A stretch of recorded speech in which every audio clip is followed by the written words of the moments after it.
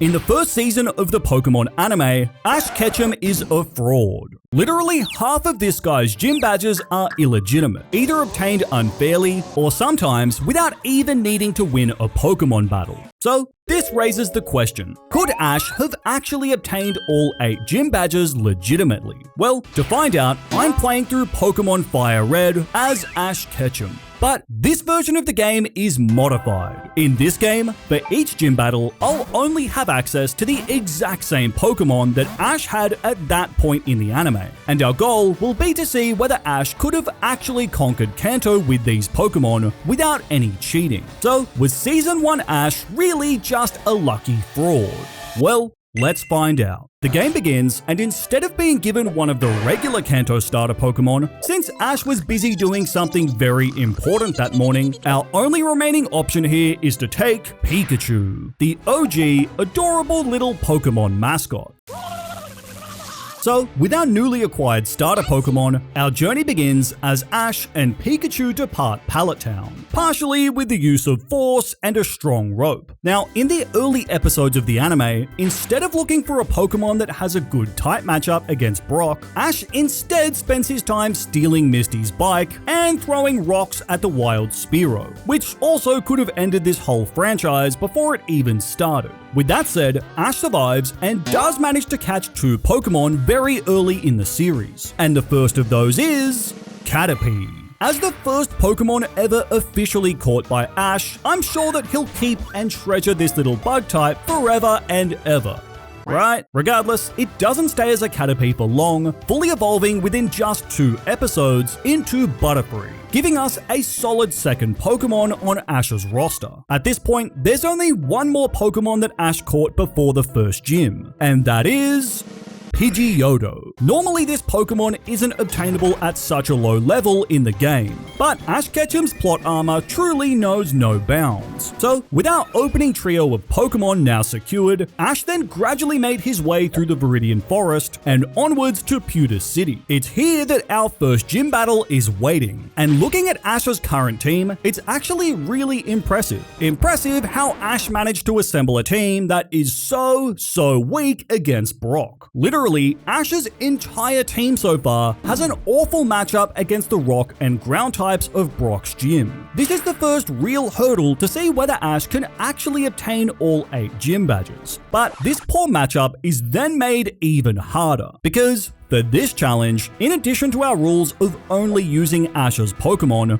we're also not allowed to over-level our Pokemon beyond the level of the next gym leader's ace. On top of that, we can't use items from the bag during battle and must play on set mode. Finally, and most importantly, we can only bring an equal number of Pokemon to each gym battle, making it a fair fight just like in the anime. Now, in the case of Brock, he has an Onix and Geodude on his roster, so given that Ash has 3 Pokemon, we need to choose one to leave on the bench to make this an even 2-on-2. Our movesets at this point are also based on the anime, and this doesn't give us any obvious ways of quickly defeating Brock. In the anime, Ash was only able to get through this fight on his second try after the gym's water sprinklers broke, somehow allowing Ash to defy all known laws of the type chart and use Thunderbolt on a ground type. Although this isn't even close to being the most egregious case of Ash cheesing his way to a gym badge. Regardless, for the sake of our challenge, we can't rely on any sprinklers or using Thunderbolt inside Brock's gym. So, since Pikachu's electricity is severely outmatched here, I decided to leave it on the bench. As a result, armed with our 2 flying types, Ash then stepped forward, ready to take on the first gym leader,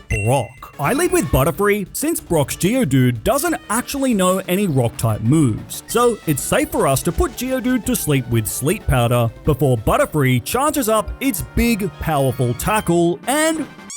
oh dear. I think we might be in trouble here. With Tackle barely doing anything, I change tactics and try paralyzing it with Stun Spore before Pidgeotto spams Sand Attack to nerf Brock's accuracy into the dirt. However, this doesn't change the fact that our damage is pathetic. Outside of the one critical hit I got, our tackles hit Geodude for literally 1 damage, while Brock hits us back much harder. Regardless, thanks to the lowered accuracy, while this is an incredibly slow process, Butterfree is actually able to gradually wear down Geodude, finishing it off with our Butterfree barely holding on. This leaves Brock with only his Onix, who is much more deadly. Unlike Geodude, this Pokemon actually has a Rock-type move. As a result, Butterfree is only able to land a Stun Spore onto Onix before being crushed like a bug at the hands of Rock Tomb. So this leaves everything up to Pidgeotto. With no other option, I tried spamming Sand Attack in an effort to dodge Brock's Rock Tombs.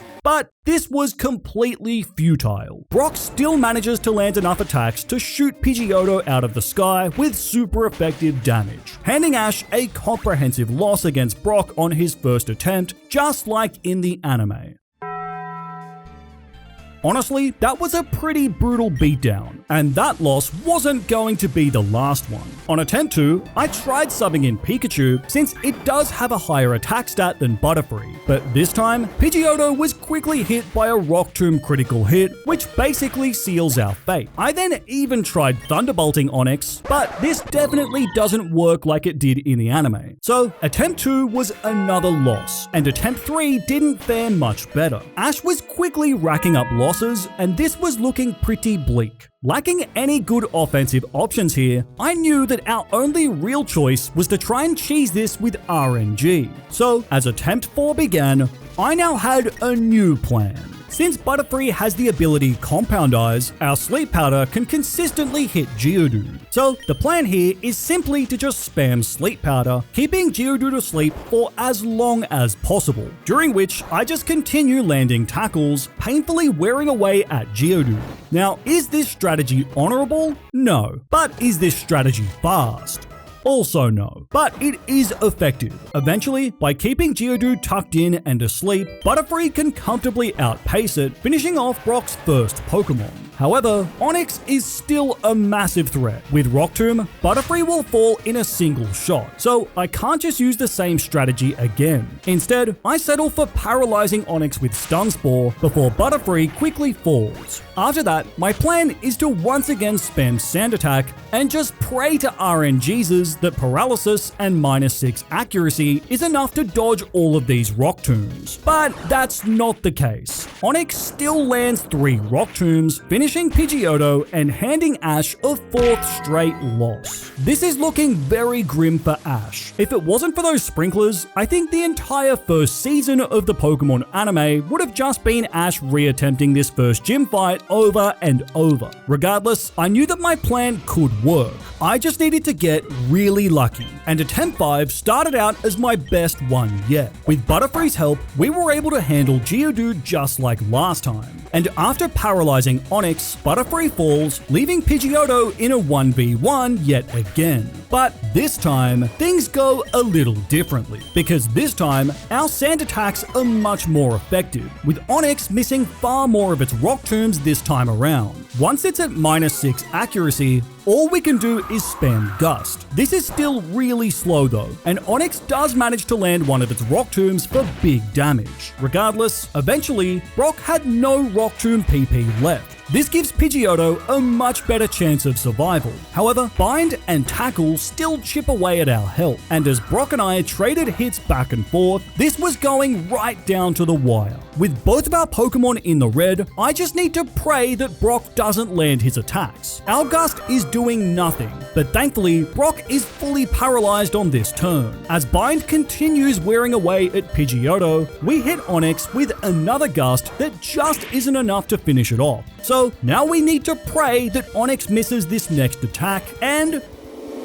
it does! Bind misses, buying us the one more turn we need to finally take down the dreaded Onix. With that, Brock had finally been defeated. While it wasn't necessarily the most honorable victory, at least it was better than having to rely on the sprinklers. So, turns out it is in fact possible for Ash to defeat Brock and rightfully earn his very first badge. While there are still some gym leaders in the future who I am very afraid of, for now, getting past Brock is a big early game hurdle now cleared. At this point in the anime, Ash was now traveling with both Brock and Misty, but in my case, I'm just traveling with a Butterfree who has a concussion from repeatedly having to tackle into Geodude. It doesn't take too long for us to travel through Mount Moon before quickly arriving in Cerulean City. This is where the second gym is located, and this is yet another gym badge that Ash didn't technically earn. In the anime, the gym leaders are the Cerulean sisters, who prefer to spend their time performing rather than battling. They even offer to just give Ash the gym badge, but before he can take it, Misty interjects. As a Cerulean sister herself, Misty declares that she will be the one to fight Ash for the gym badge, creating a showdown between Ash and Misty in both the game and the anime.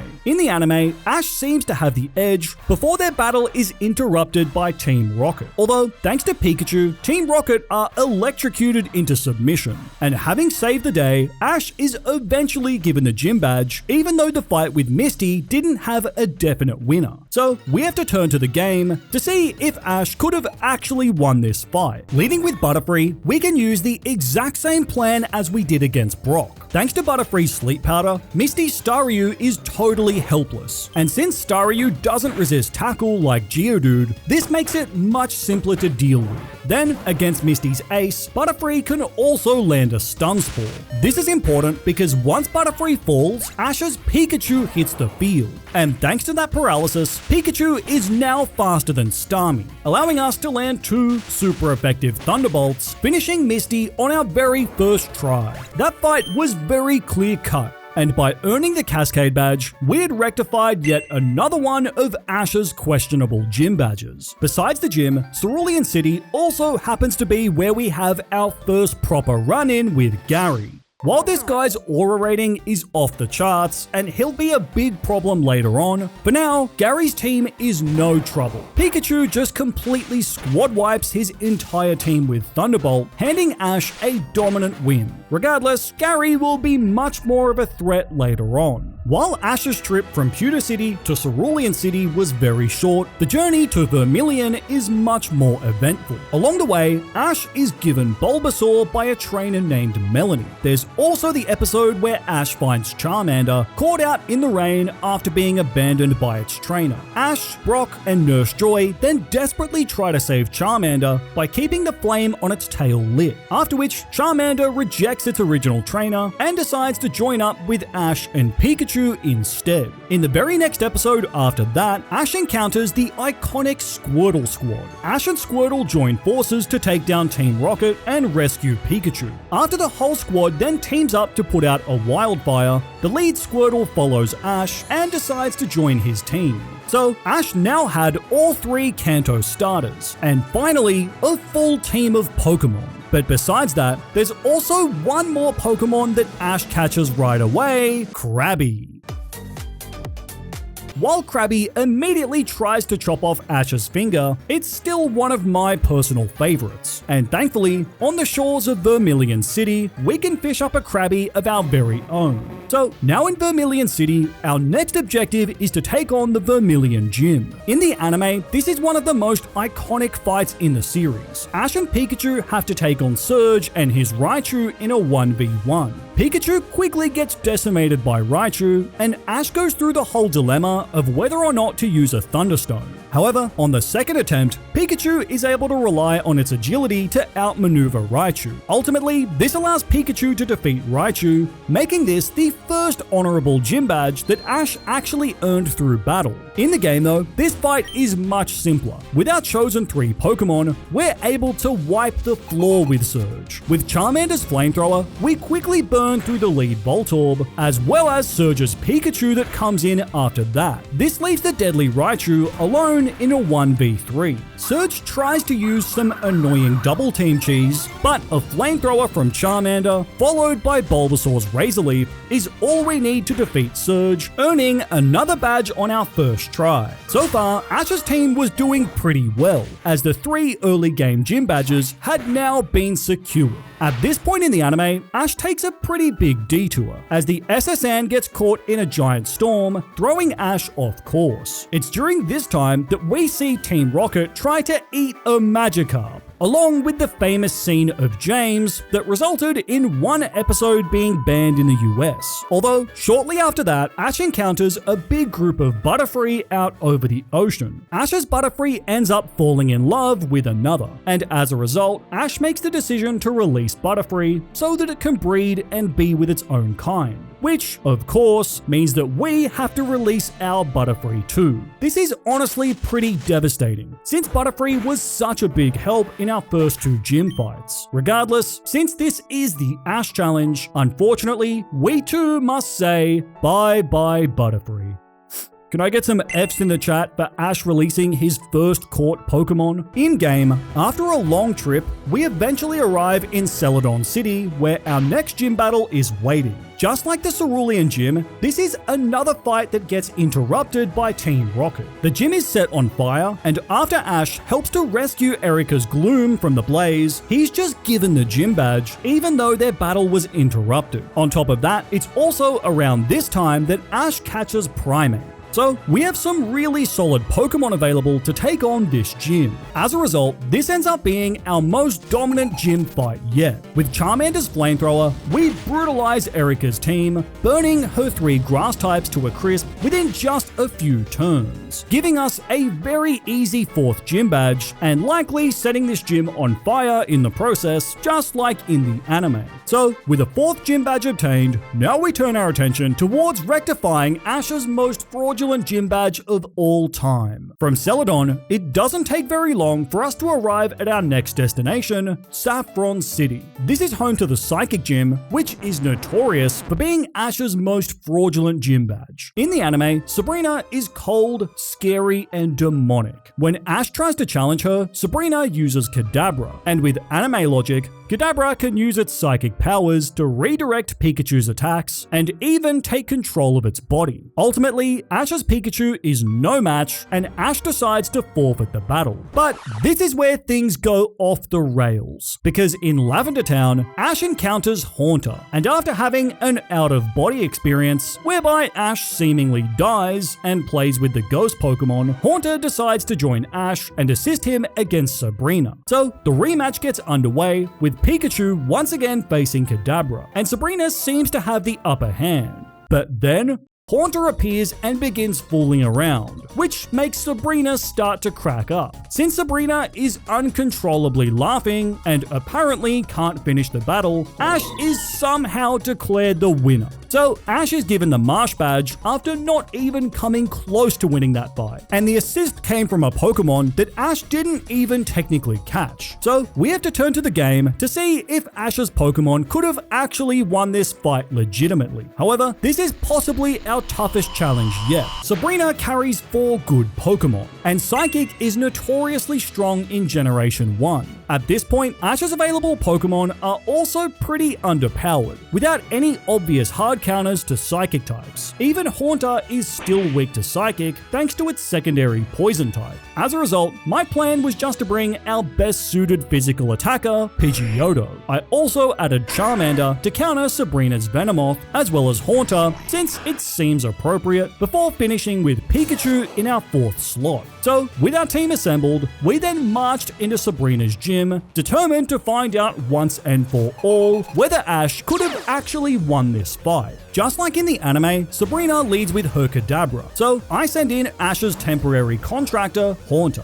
While our moveset looks pretty poor, a super effective lick hits Kadabra hard. We also get the paralysis, which actually works against me, since Kadabra's synchronize ability also makes me paralyzed too. Regardless, on the next turn, we're still able to finish off Sabrina's ace. And yeah, this Haunter just licked a Pokemon to death. Since Kadabra was able to set up a future sight, I decided to switch out Haunter, sending in Pikachu to take on Mr. Mime. This whole situation is kinda messed up though. Forcing Ash to fight his own stepdad here is pretty cruel. Thankfully, Pikachu can tank the future sight before hitting Mr. Mime with Thunderbolt. Mr. Mime keeps boosting its stats, and while Pikachu is able to get it low, Sabrina then uses Baton Pass, sending in Venomoth, who inherits all of those boosts. But this is where Charmander goes huge. The Firestarter can still tank 2 Psybeams before a second flamethrower burns up the boosted Venomoth. Sabrina then sends in Mr. Mime again, but only manages to buy time with her potions before Charmander incinerates another Pokémon. This leaves Sabrina with only Alakazam, a deadly Pokémon who could potentially sweep my whole team.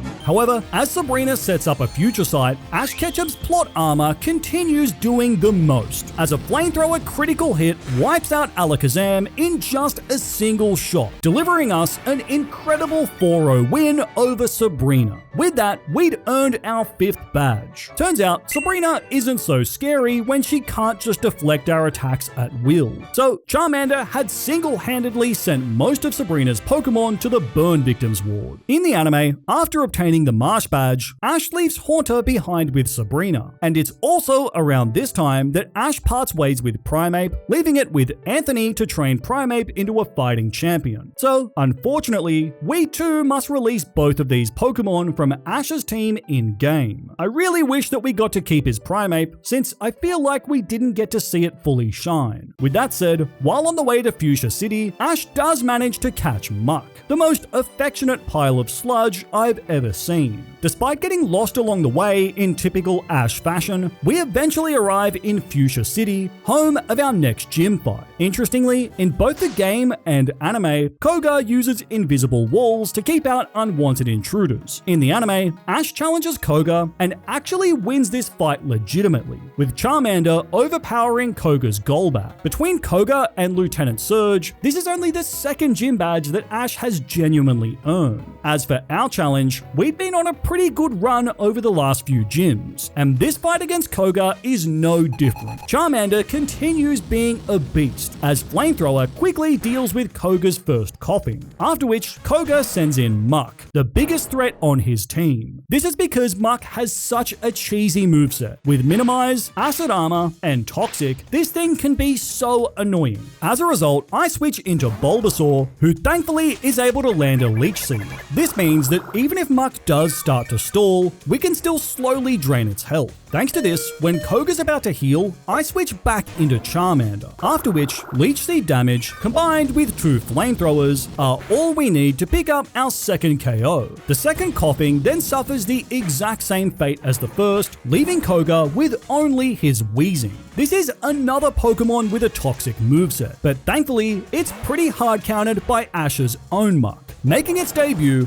with 2 body slams, Muck secures our win, along with badge number 6. So, the fight against Koga was relatively clean, just like it was in the anime. With that said, we aren't done in Fuchsia City just yet. Around this time in the anime is when a very famous episode took place. That is, the Safari Zone episode. This episode never even aired in English due to having multiple scenes of characters just whipping out guns, including pointing them at children. However, this is also the episode where Ash catches 30 Tauros. For English audiences, this means that no one had any idea how Ash just randomly ended up with a bunch of Tauros one day. We were also deprived of getting to see Meowth dressed up as a detective with a mustache. Regardless, since this is the Ash run, I knew exactly what had to be done here. So I headed into the Safari Zone and began hunting. But let me tell you, this is nothing like it is in the anime. In the show, Ash couldn't stop catching Tauros even if he tried. But in the game, it's a very different story. Tauros can only be found in the Safari Zone and has a 4% chance to appear. That's already rare to start with. But even if you can find a Tauros,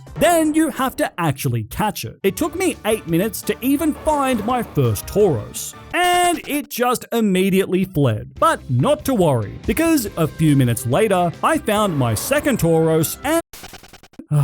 Why do I do this to myself? Regardless, I did eventually start to see some success, although this is a really slow grind. After a whole hour in the Safari Zone, I'd burned through all of my Safari balls and only had 3 Tauros to show for it. Despite that, I was still determined to catch these bulls and stay faithful to the Ash Ketchum experience. So I remained in the Safari Zone for the next several hours, desperately trying to catch every bull I could find, and failing miserably most of the time. Still, over the next few hours, I continued my hunt, and while it is incredibly frustrating to watch these guys continuously flee, over the following hours, I slowly added more Tauros to our collection. In the end, it took more than 9 hours total, but eventually, Tauros number 30 was secured. We now had a full PC box of these raging bulls. Now, was it worth it to catch 30 Tauros just out of principle?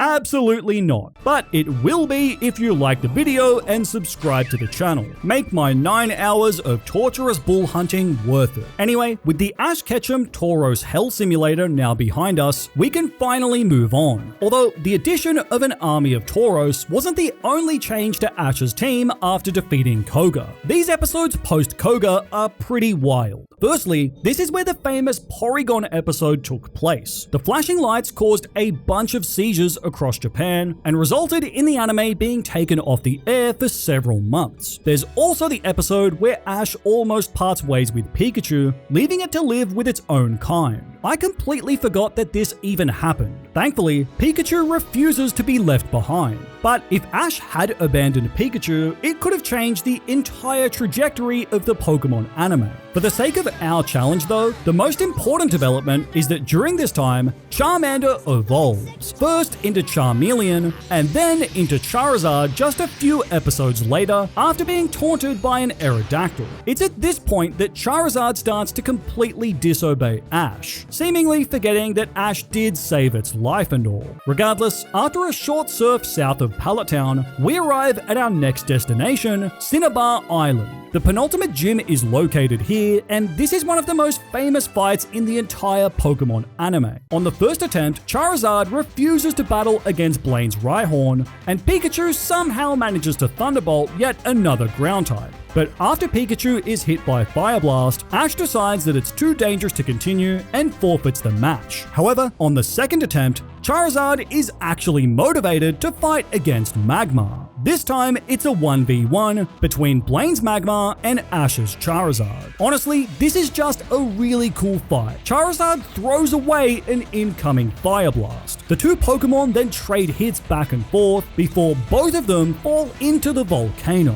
Charizard, the absolute beast, then flies out of the lava up into the sky before hitting Magmar with the intergalactic seismic toss. Magmar collapses, leaving Charizard as the winner. So Ash is completely incinerated, but earns the volcano badge in the process. Back to our challenge though, and this fight against Blaine is very different. He's packing 4 fire types, none of which are Magmar. As for our available Pokemon at this point, this is what we have to work with. To tackle Blaine's fire types, I obviously want to bring Squirtle and Krabby for the type advantage. On top of that, Charizard and Pikachu then round out the rest of our squad, giving us our team of 4. So, with our team chosen, we then stepped up to Blaine, ready to earn our next badge. I lead with Krabby since its ability blocks the opposing Growlithe's Intimidate. Krabby doesn't know any water moves, so all we can do is spam Stomp. This does big damage, but due to an unlucky burn from Fire Blast, combined with Blaine using potions, this all makes Krabby far less effective.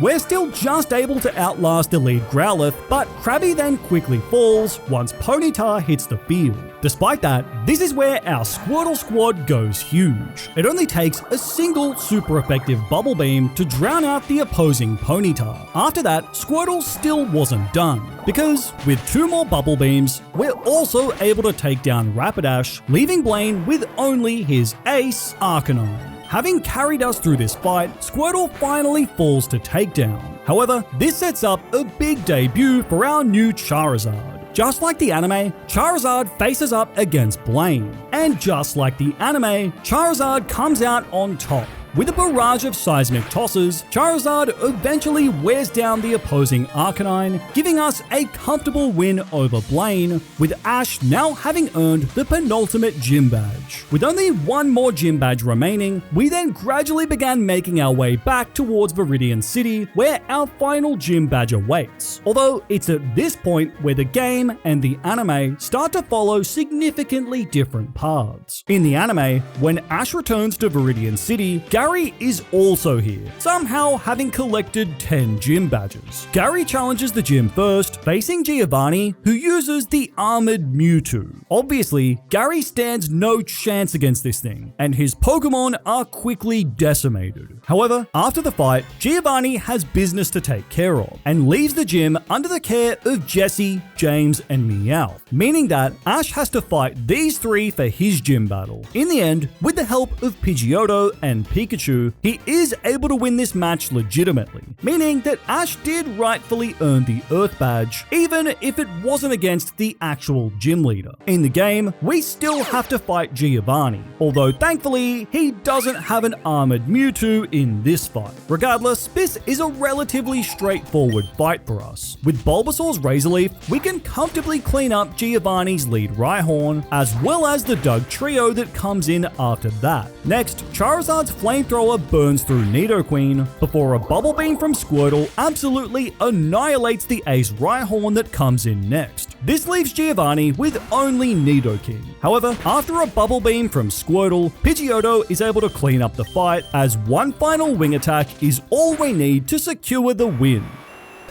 With that, Ash had dominated Giovanni and earned our final gym badge. So while half of Ash's Kanto gym badges were pretty fraudulent, we had now proven, undoubtedly, that Ash could have obtained all of these gym badges completely legitimately, using only the Pokemon he had on his team. Although, while obtaining all 8 gym badges was our original goal, this isn't where the story ends. Because after obtaining the badges, Ash goes on to try and win the Pokémon League, but is ultimately eliminated in the top 16. Which leaves us with one more burning question. Could Ash have actually become a champion with these Pokemon? Well, to answer that, we then began making our way to the Pokemon League.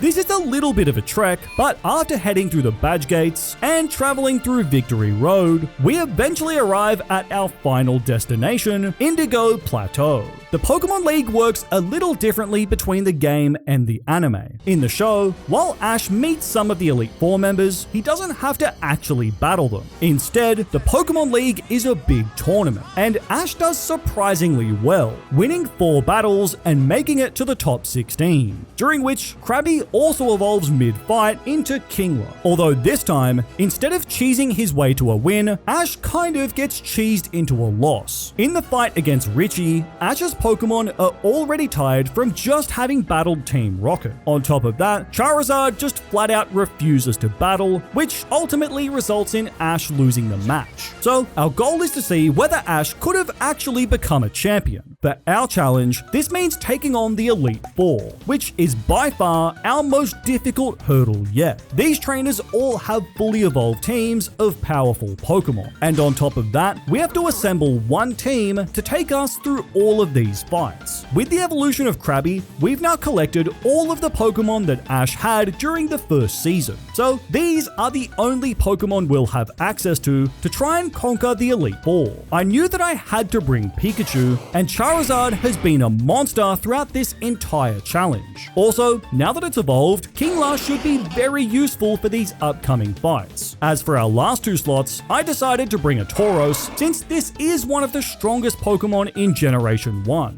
Finally, for our 5th slot, I decided to bring Muck, giving us what I think is a really solid collection of Ash's Season 1 Pokemon. So, with our team chosen, now it was time to see if Ash could truly become a Pokemon champion in the Indigo League.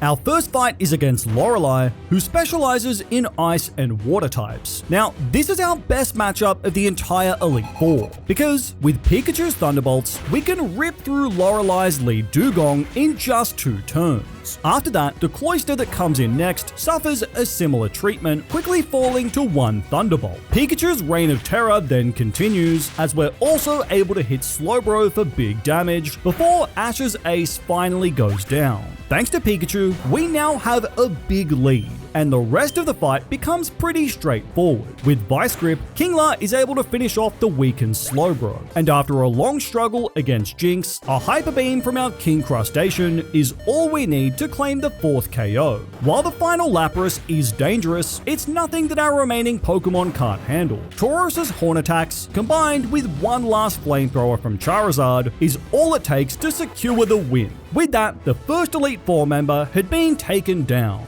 After Lorelei, next we move on to Bruno. While he looks very menacing and deadly during the anime, he's far less of a threat in the game. Thanks to Kingler, both of his Onix are easily dealt with by quad-effective Bubble Beams. On top of that, our beast of a Kingler is also able to deal with Bruno's Machamp, with 2 Hyper Beams taking it down. This leaves only the pair of Hitmonchan and Hitmonlee. However, Muk has a great matchup into both of these Pokemon. As a result, simply spamming Sludge Bombs is enough to wipe through both of these Pokemon, delivering us a very quick and easy win over the second Elite Four member. That's 2 down with 2 more to go. However, this is where things really start to get tricky for Ash in the Elite Four. Our next opponent is Agatha, who is a much more difficult matchup for Ash than our last 2 fights. Ash doesn't have anything that hard counters Ghost types. Tauros, Muk, and to some extent Kingler all have a hard time against Agatha and her levitating ghosts. On top of that, Agatha's team has some deadly, cheesy movesets that can really do some damage into Ash's team. So I knew this battle was going to be tough, but Ash had to step up to try and conquer Agatha. Her lead Gengar is the one that knows Toxic and Double Team, so I lead with Muk to try and get around this. Despite being hit by Confuse Ray, our Sludge Bomb still lands and yeah, the damage is pretty pathetic. Surprisingly, Agatha then actually decides to switch, bringing in her Haunter. This thing knows Hypnosis and Dream Eater, which is a very deadly combination into Muk. On top of that, once Muk gets hit by Mean Look, I'm completely trapped. While I was eventually able to get Haunter low with Sludge Bombs, once Agatha lands her Hypnosis, Muk Monday is officially over, as Dream Eater hits us hard with super effective damage, all while Haunter also recovers its health. This combination decimates Muk, giving Agatha the early lead. I need to strike back, so send in our powerhouse Charizard. And this is where the Ash Ketchum plot armor really kicks in, because Flamethrower hits Haunter hard and also leaves it burn. What's more, Agatha then misses her Hypnosis, allowing us to cleanly get the revenge KO as Haunter falls to burn damage. Another Flamethrower from Charizard just isn't enough to finish the returning Gengar, but after pivoting to remove confusion, we eventually land another Flamethrower, earning us our second KO. Agatha responds by sending in Golbat, which is finally a Pokemon that we can hit with our normal moves. So I have Tauros wear it down with Horn Attack, before Pikachu ultimately finishes Golbat with a super effective Thunderbolt. Despite falling behind initially, now we had a 4v2 lead. And from here, the fight is pretty much over. Our Tauros can take care of Arbok with a Horn Attack, followed by Takedown. Then, against Agatha's Ace Gengar, Pikachu is able to land some nice damage with Thunderbolt. Then, after Agatha heals, one last critical hit Flamethrower from Charizard ultimately secures the KO, along with our win. With Agatha defeated, our hardest matchup had now been taken care of. Although, surprisingly, our next fight was going to be even harder, as now we have to take on Lance, the Dragon-type master boasting 5 powerful Pokemon. As the fight began, I was feeling very confident. That's because Lance leads with Gyarados, who Pikachu has an amazing matchup against. It only takes one quad-effective Thunderbolt for Pikachu to claim our first KO and give us the early lead,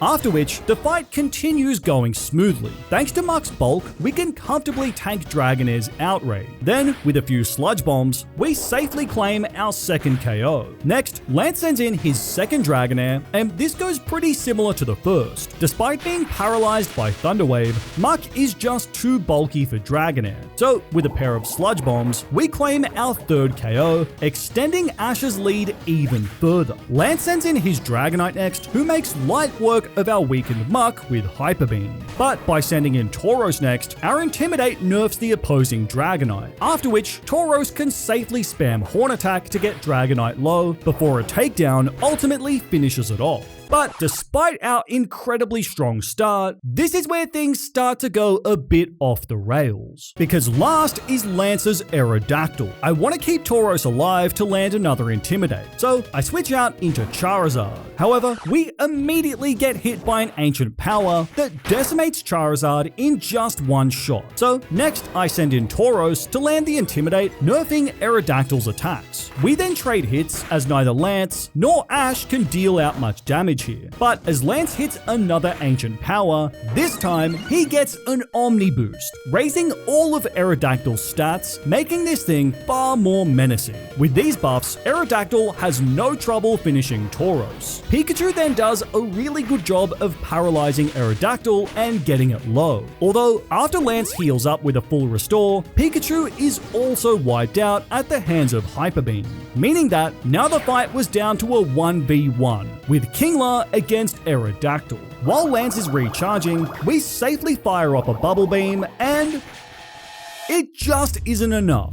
As a result, Lance now gets the chance to hit one more Hyper Beam, but Kingler tanks it like a king, meaning that with one more Bubble Beam, Kingler takes down Aerodactyl. Lance nearly clutched a 1v4 there, but thanks to Kingler, we held on, defeating Lance, the final Elite Four member. So Ash had now crushed all members of the Elite Four.